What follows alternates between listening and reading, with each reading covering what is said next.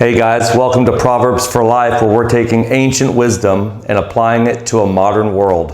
Let me ask you a question. Have you ever had a conversation with somebody? Maybe it wasn't an easy conversation, but all of a sudden you could just feel it escalating into something you didn't intend for it to get to.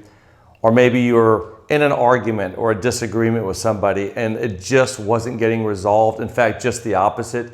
You could feel both of you getting more deeply entrenched in what it is that you were trying to say, and maybe it did escalate as a result of that. Well, there's a great proverb that speaks to this, and it's a real insight into wisdom whenever you are confronted by or talking with somebody about something where there's a disagreement.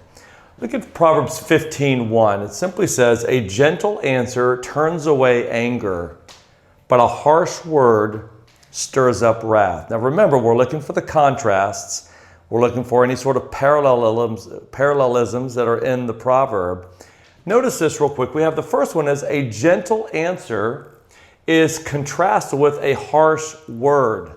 I want to make a point about this. First of all, notice that the positive is a gentle answer. What does that mean, a gentle answer? That means that an answer is that you've listened to what somebody else has said, and you've heard it, and now you're giving an answer, but in a gentle way. In other words, you've actually communicated to them that you hear what they've said, you understand what they've said, you respect what they've said, and therefore you give a gentle answer back, a response back to them to continue the dialogue, as opposed to a harsh word. Now notice it doesn't say a harsh answer. It's a harsh word. In other words, there's no real sense of engaging them in a dialogue of understanding.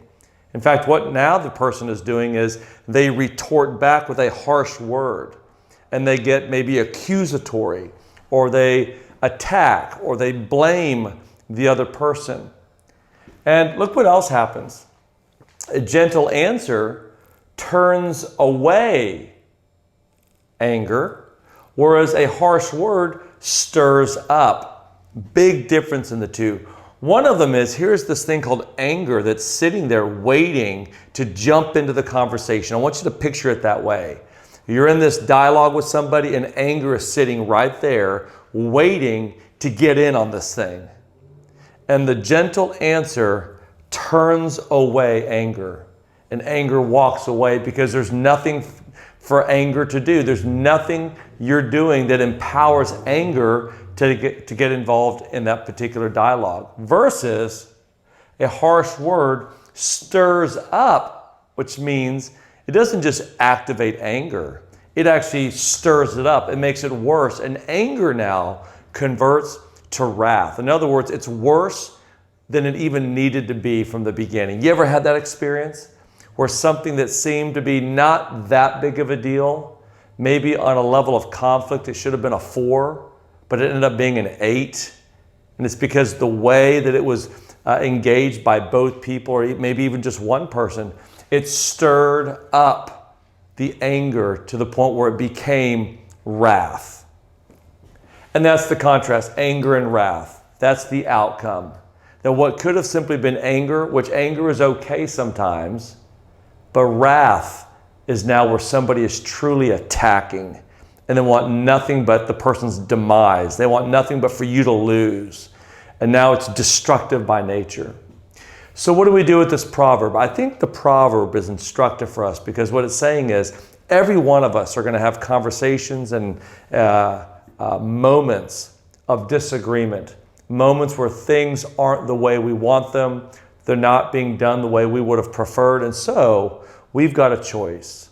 And the choice is we can either give a gentle answer, we can speak with calm, with clarity, with honesty, but we're not stirring anything up. In fact, what we do is, because we speak in a way that we understand what the other person is saying or what they intended to do, that's the harder part, is giving them the benefit of the doubt a lot of times.